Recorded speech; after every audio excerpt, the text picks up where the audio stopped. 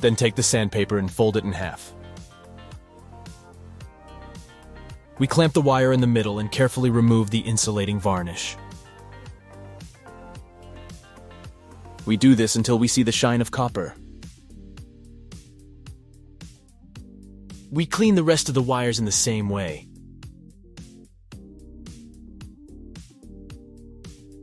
After stripping the wire is completely you can ring from mini jack to the ends.